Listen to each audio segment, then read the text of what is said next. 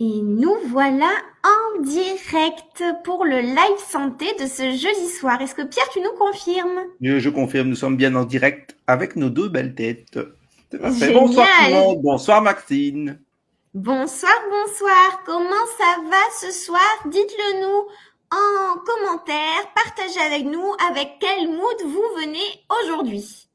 Oui, parce qu'aujourd'hui, si vous venez dans un mood un peu fatigué, fade, pas envie, c'est parfait. C'est le thème du jour. C'est ça, Maxine?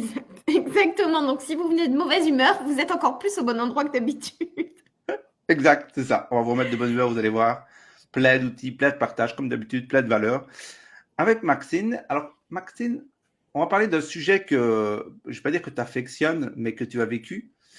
Et donc, ce que j'aurais envie que tu démarres et que Mhm. tu démarres et puis ensuite on voit, on fait au feeling comme on fait toujours et on voit ce qu'on peut apporter à partir de ce que tu vas nous partager. Ça te dit? Ouais, c'est parfait. Alors écoute, aujourd'hui on est là en effet pour parler d'un sujet un peu particulier, pour parler du burn-out et de surtout comment on se reconstruit après un burn-out. Parce qu'on vous parle souvent du pendant, on touche le fond, mais on entend peu parler du comment on fait ensuite. Qu'est-ce qui se passe et quelles clés on peut mettre en place, pratiques, faciles peut-être au quotidien et dont on peut vraiment se saisir pour se reconstruire. Et en effet, Pierre, comme tu l'as dit, moi, je suis passée par là il y a de ça maintenant bien 2 ans.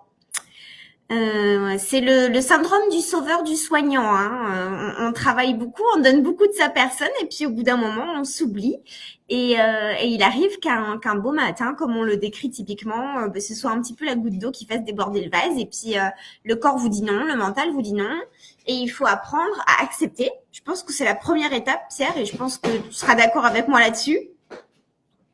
Tout à fait. Je pense que la première étape, et quel que soit si on est en burn-out ou pas, c'est d'accepter la situation et de faire justement le point.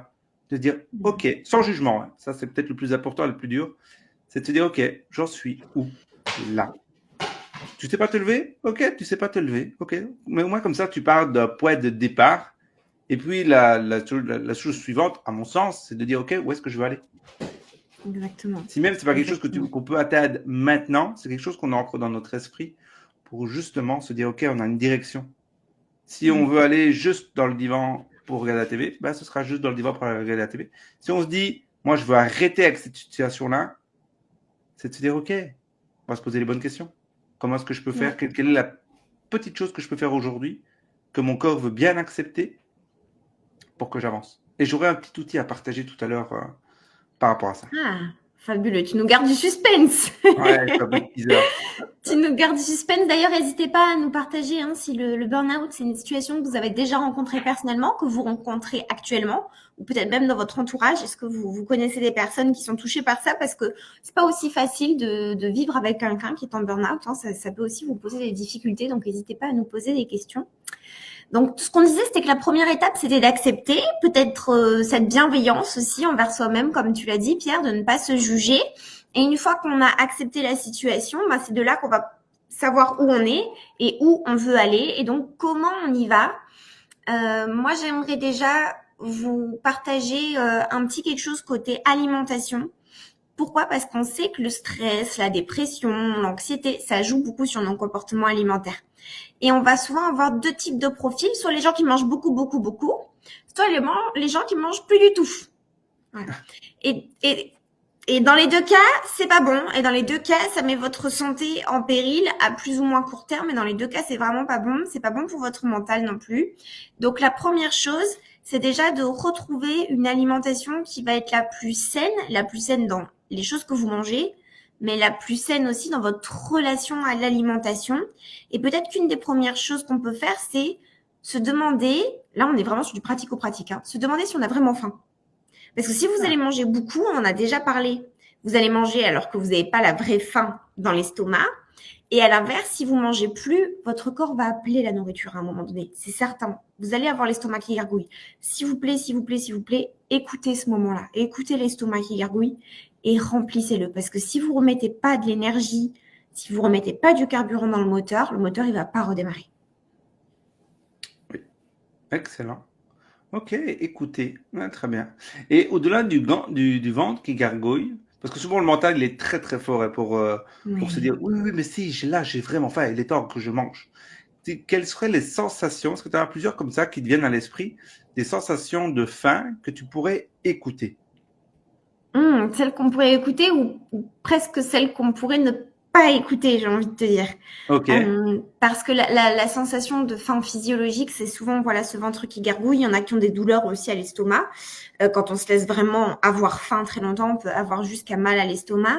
Maintenant, on avait déjà un petit peu parlé, il me semble, dans un live précédent, la faim qu'il faudrait peut-être un peu moins écouter, la faim trop émotionnelle, c'est celle qui souvent va pas être rassasiée une fois que vous avez mangé.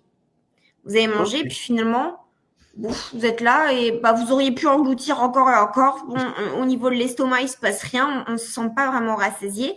Et d'où l'importance aussi de choisir les aliments qu'on mange. Mhm. Et alors là, comme toujours, je prône le gras, je prône les bonnes graisses, surtout pour votre cerveau, pour que votre cerveau soit en meilleure capacité de réfléchir et que vous ayez un meilleur mood, tout simplement. Il vous faut du gras. Donc, s'il vous plaît, vous réconfortez-vous plutôt avec du chocolat 90 qu'avec des bonbons. Au moins, c'est sympa, c'est bon et ça vous fait du bien au cerveau. Et je pense que pour se faire du bien au cerveau, Pierre, t'as quelque chose à nous partager. Oui, mais juste avant, parce que moi, Ah, quand tu dis-nous. me parles de gras, moi, j'ai la première chose qui m'est venue en tête, c'est l'hamburger. Et je pense que le gras de l'hamburger n'est pas vraiment très sain, d'où tu as partagé le chocolat à 90%, ça que j'adopte à 100%. Mais quels sont les bons gras, justement, qui seraient Oui. peut-être intéressants de partager, qui sont, alors je dirais, qu'on pourrait avoir dans la vie de tous les jours. Du chocolat, on pourrait avoir dans l'armoire vite fait. Par contre, tu vois, poisson, alors je ne sais pas si tu appelles ça du bon gras, mais saumon Mhm. Bellevue, c'est Ouais, gras, mais tout le monde n'a tout à pas ça au fait. fond frigo. Tout à fait. Et vraiment, merci Pierre pour la question parce qu'on va pouvoir préciser un petit peu. C'est vrai que moi, je vis dans mon monde du gras, donc ça me paraît logique, mais ça ne l'est pas pour tout le monde. Alors, la première chose très intéressante que tu as dit, c'est le gras du burger. Et en fait, si on réfléchit, le gras de l'hamburger, ça va être quoi? Ça va être le gras de la viande rouge, ça c'est OK. Ça va être le gras du fromage, pour peu que tu choisisses un bon fromage de bonne qualité, au lait cru, c'est OK. Le problème du gras de l'hamburger, c'est pas le gras, c'est l'association avec le pain qui n'est souvent que du sucre. OK. Il est plus là le souci.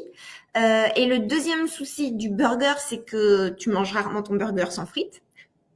Et c'est la cuisson des frites qui est pas OK parce que c'est des fritures. La friture, ça se fait souvent avec des huiles de tournesol, qui est une huile qui est vraiment pas bonne parce qu'elle va être pro-inflammatoire. Donc en plus, pour peu que vous soyez vraiment avec des douleurs chroniques, parce qu'on sait qu'il y a souvent ça dans le burn-out aussi, ça va entretenir ce phénomène de douleur chronique. Donc quelles vont être plutôt les bonnes graisses? Ça va être, comme on l'a dit, pourquoi pas des graisses de viande, la graisse dans l'œuf. Il y a de la bonne OK. graisse, Ouais, et d'accord. on s'en doute pas, mais oui. La graisse d'un bon fromage de votre fromager, au lait cru, affiné, ça c'est OK aussi. Et OK. puis on a tous les oléagineux dont on a déjà parlé. Tu te souviens, on Oui. avait parlé des Mhm. noisettes, des amandes, voilà, ça c'est très bien. Et surtout, je vous encourage, parce qu'on les a longtemps diabolisés, à mettre le midi et le soir dans votre assiette une petite touche de huile d'olive. Huile d'olive ou huile Ah, de colza. N'hésitez pas, on peut y aller à la cuillère. C'est que des oméga 3 en grande quantité, ça va vous faire du bien. Et donc, pour rejoindre les oméga 3 et ton saumon, en effet, le saumon, c'est plein d'oméga 3. Euh, on fait juste un petit peu attention aux élevages qu'on prend, ou est-ce que voilà, on peut choisir une pêche durable ou un peu plus sauvage. Et puis la sardine et le maquereau aussi. Et pour les plus courageux comme moi qui adore le foie de morue, c'est recommandé. ah, il y a des gens qui sont courageux. Magnifique. Voilà sur l'aspect frigo et assiette, ce que je peux vous dire pour le moment. OK. Est-ce que tu as quelque chose à nous ajouter, Pierre? Alors, pas au niveau assiette ni frigo. Je Ouais. déconseille aux gens de cultiver eux-mêmes leur saumon parce que je pense que c'est compliqué dans nos climats. Oui. Mais sinon, niveau mental, j'avais un petit outil à vous Mhm. partager. Partagez-nous d'abord en commentaire ce que vous pensez de ce que a partagé Maxine. Si vous avez des ingrédients, des recettes que vous utilisez, que vous dites, Oh oui, est-ce que c'est bon gras ou pas? Posez vos questions, comme ça permettra à Maxine de vous répondre et puis de vous dire si exactement. c'est bon ou pas. Alors moi, j'avais un petit outil à vous partager. Alors, c'est pas que pour ceux qui Mhm. se reconstruisent du burn-out, ça peut être pour quelqu'un qui n'est pas motivé du tout à passer à l'action. Oui. C'est Mel Robbins. Tu connais Mel Robbins, Maxime? Ah, j'adore. Aïe, aïe, aïe, magnifique. Est-ce que tu connais son outil qu'elle partage du coup? Parce que c'est un des outils qui est ultra connu, ultra popularisé chez elle. Alors, alors, figure-toi que j'ai écouté un podcast cette semaine avec elle et elle partageait, c'est peut-être cet outil-là, elle partageait le 5, 4, 3, 2, 1. Exactement, c'est bien Yes, ça. j'ai tout Tout juste. à fait. Alors, pour ceux qui ne le connaissent pas, et notez en commentaire si vous le connaissez, mais si vous ne le connaissez pas, et Maxime, tu nous reprends si je me trompe dans l'outil, n'hésite pas. Comme ça permet d'agrémenter encore plus ce qu'on va apporter. Mais Mel Robbins, en fait, elle est partie que, je pense, elle avait fait un burn-out, si je me trompe pas. Ouais, ça Et m'étonnerait pas, elle a oui. décidé de mettre en place quelque chose pour s'en sortir. Et en fait, Mm. au début, elle n'arrivait pas du tout à se lever de son lit ou Ouais. de son canapé. Et elle s'est dit, OK, comment est-ce que je peux faire? Elle a commencé à prendre plein d'informations à gauche, à droite, et elle a commencé à créer une méthode. En fait, Mm. sa méthode, c'était quoi? Elle veut passer à l'action. Donc, elle a une action en Mm. tête. Mais Mm. son mental lui dit non, t'es trop fatigué, non, c'est juste pas possible, etc. Et en fait, pour reprendre le contrôle de son mental, il nous faut maximum 6 secondes. Et donc, elle est partie de ce principe-là, ça s'appelle la règle des 5 secondes de Mel Robbins, où elle garde son action en tête qu'elle veut faire. Je prends un bête exemple d'aller au frigo chercher à boire, okay, de Mhm. l'eau. Okay, mais elle est dans son divan, elle ne veut pas partir. Et donc, son attention, c'est je vais chercher de l'eau au frigo. Okay, donc là, elle met son attention en tête. Et puis, elle commence à Mhm. décompter. 5. Et elle se visualise aller chercher la bouteille au frigo. Comme ça, elle occupe son Ok. mental pendant que son Ah mental oui. essaye de venir avec des contradictions. Et puis, elle Oui. décompte 4, 3. Et elle continue à garder son attention dans la tête. 2, 1. Et arriver à 0, quand elle dit le 0, là, elle fait une action physique. Et en fait, le Ok. mental, il est conditionné et hop, c'est parti. Alors du coup, j'ai une question parce que la manière dont tu l'as formulée, ça me fait m'interroger. Je ne m'étais pas demandé d'ailleurs quand j'avais écouté son podcast. Est-ce que c'est quelque chose qu'on fait dans notre tête ou est-ce qu'on le dit à voix haute? Alors, moi, j'ai testé les deux. J'ai testé les deux avec des clients. Et Oui. en fait, c'est bien plus puissant quand tu le fais à voix haute. Et je pense Ok. qu'au début, quand tu commences à le faire, c'est intéressant de le faire à voix haute pour la simple et bonne raison que ça te permet quand tu parles à voix basse ou même dans ta Mhm. tête, ben, tu parles dans ta tête. Par contre, Mm. quand tu parles à voix haute, tu as le côté kinesthésique qui joue, tu as le côté auditif qui Ouais. joue. Et Ouais, en plus de carrément. ça, tu as le côté voix intérieure toujours qui joue. Et donc, c'est bien plus puissant. Arrivé à un certain stade, moi, j'ai commencé à le faire de manière à voix basse, de manière vraiment Mhm. mentale. Mais en fait, quand ça Mhm. commence à être mental comme ça, ben, le cerveau, il switch direct parce qu'il sait où je vais l'emmener. Mhm. Et soit il Oui. switch, soit il vient avec une peur, et là, il vient avec un message de l'inconscient. OK, il y a une peur derrière. OK, Ok. il y a de la tristesse derrière, donc il y a un manque derrière. Ok. Ouais, et puis c'est bien plus engageant de le faire à voix haute. Parce que déjà, tu es dans le mouvement, en fait. Juste le fait de... T'es déjà dans le fait de t'éveiller, de t'activer, ne serait-ce que par le fait de mettre ta voix haut et fort. C'est ça, Ouais. exact. Et Mm, Maxime mm. nous dit justement qu'il l'utilise depuis des années, mais qu'il ne savait pas que c'était reconnu par des pros. Donc bravo, Ah, Maxime. génial, génial. Mais souvent, ça j'ai remarqué, on fait les choses de manière intuitive jusqu'à qu'un jour quelqu'un ait la superbe idée de le formaliser. Mais très souvent, on a des bons réflexes. On a des bons réflexes et Oui, on oui, bien sait sûr. ce qui est bon pour nous. C'est juste que des fois, on est un petit peu dur avec nous-mêmes. Et tu vois, on parle de mouvement, de se mettre en mouvement. Et je pense que il y a vraiment 3 piliers. Tu vas avoir la gestion du mental avec toutes ces techniques qui peuvent exister, tout ce que tu peux mettre dans ton assiette. Mais ressortir du burn-out, c'est vraiment aussi se remettre en mouvement. Parce que tu deviens tellement immobile dans ton corps et dans ton esprit que si tu reprends déjà le pouvoir sur ton corps de te remettre en mouvement, là-haut, ça va commencer à fonctionner un petit peu. Et moi, tu vois, je l'ai vraiment expérimenté. Avant, j'étais très très peu sportive. À l'école, j'étais la dernière choisie, tu vois, parmi les élèves. Ça, je le dis tout le temps. Pour autant, une des clés santé qui m'a sauvée, c'est la course à pied. Alors, je dis OK. pas à tout le monde de courir. Je sais que nous deux, on est des grands passionnés de course à pied. On fait pas l'apologie de la course à pied, mais bouger, ne serait-ce que aller dans votre jardin si vous en avez un, sur votre balcon si vous en avez un, si vous pouvez bouger en extérieur, c'est encore mieux. ne serait-ce que d'aller marcher parce qu'on sait qu'on a les batteries à plat, de faire quelque chose de doux au début parce qu'on a les surrénales qui sont à plat, il n'y a plus d'énergie, mais de faire quelque chose de doux, de reprendre le contrôle du corps pour derrière reprendre le contrôle du mental. Je pense que c'est aussi une bonne astuce. C'est une excellente astuce.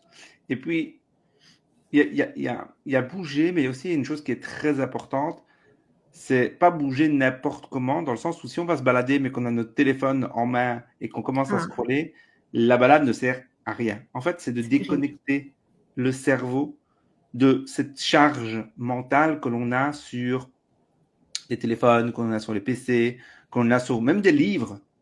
Parce que même quand on commence à lire, moi j'adore aussi lire, mais rien que le fait de se déconnecter, de se dire ah, il y a un monde ici qui existe, qui est réel. En fait, au début, on va peut-être ne pas aimer, et puis ensuite, parce qu'en fait, on va pas aimer. Pourquoi? Parce que notre mental, il aime pas. Il aime bien être tout le temps actif. Et à un moment, ben, Oui, il en peut plus. Sauf que ben, oui. c'est l'ego qui prend le dessus et ça Mhm. continue. Et ça rumine, et ça rumine, et ça rumine. Mais en fait, en le déconnectant et en lui montrant qu'il y a autre chose aussi, ça lui permet de souffler. Ouais, ouais, je suis tout à fait d'accord avec toi. Merci à Maximin qui rebondit sur la course à pied et qui nous dit qu'il adore ça et le trail aussi. À mon avis, tu pourrais parler des heures, je pense, avec Pierre, Ouais, du coup, de trail. franchement, c'est ça. Jeudi prochain, ce sera pas Euh, Maxine, ce sera Maxime avec moi. ah bah voilà, super, je vais être remplacée dans le live. Ouais, je suis tout à fait d'accord avec toi sur cette idée de, en fait, on veut échapper à nos pensées. Sauf que quand le burn-out arrive, c'est que ton corps il te dit tu peux plus échapper. Là, il est temps de faire quelque chose. Et dans des activités comme ça qui peuvent nous ressourcer aussi. Alors moi, je l'ai expérimenté personnellement et j'en ai parlé avec beaucoup de personnes. Ça peut paraître très bête, très puéril, mais des fois, il faut revenir à ce qu'on faisait dans l'enfance. Des choses qui nous recentrent mentalement, c'est des activités comme le coloriage ou les puzzles. Alors les puzzles simples, hein, ne faites pas des 4000 pièces où on n'y voit rien parce que ça va créer un stress. Mais c'est une activité qui va concentrer votre attention à un endroit. Pour autant, comment dire, vous n'allez pas vous échapper dans des pensées noires, stressantes, parce qu'en fait, vous êtes vraiment focus sur quelque chose, mais vous avez un bienfait bien supérieur à avoir votre focus sur des réseaux sociaux où là, vous êtes confronté à une quantité de données et une qualité de données qu'il faut remettre en question. Alors, je suis d'accord avec toi et je vais quand même Ouais, mettre un point d'attention dis-nous. à quand on commence, par exemple, la course à pied. Moi, je l'ai vécu, Ouais. donc je vais le partager comme ça. La course à pied, c'était un exutoire, une manière de se décompresser. Mhm. Et en fait, quand ça devient cette addiction de il faut la course à pied pour pouvoir décompresser, Mhm. là, ça devient dangereux. Par Ouais. exemple, quelqu'un pourrait très bien penser, ben, je sors du burn-out, ah, je commence à courir, ah, ça me fait trop du bien, il faut que je continue. Et en fait, ça devient maladif.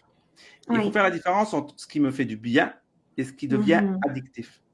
Parce qu'une Mhm. fois que ça devient addictif, on n'écoute plus les signaux de son corps et on retombe dans la blessure, on retombe dans la maladie, on retombe dans quelque chose Mhm. parce que finalement, on n'écoute pas son corps. Mais finalement, le burn-out, Mhm. c'est juste le corps qui envoie un message tellement puissant parce qu'on n'a pas écouté les signaux avant que là, on est obligé de l'écouter. Et c'est pareil. Moi, par exemple, je me suis blessé il y a quelques années juste parce que Mhm. je n'ai pas écouté mon corps.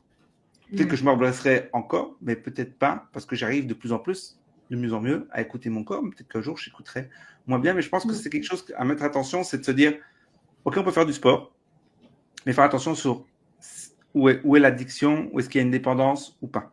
Ouais, ouais, tout à fait. Et peut-être du coup que ça peut être intéressant de varier ces sources de ressources, justement. C'est-à-dire Exact. que bah, je me ressource dans le sport, je me ressource en cuisinant, je me ressource avec ma famille, je me ressource avec mes amis, et de pouvoir varier ces sources-là, justement pour éviter d'en avoir une qui prend trop le dessus et d'avoir une addiction. Et puis s'il y en a une qui est plus disponible, eh ben ça va. Je sais que j'ai quand même toutes les autres. C'est ça, exactement. Tout à fait d'accord avec toi. Ouais, ouais, ouais. Et n'hésitez pas à nous partager quelles sont vos ressources du quotidien parce que je pense que on en a certainement en commun, mais pour autant, des fois, on a des petites spécificités chacun. Est-ce que toi, Pierre, à part la course à pied, il y aurait un lieu, une activité dans laquelle tu te ressources particulièrement?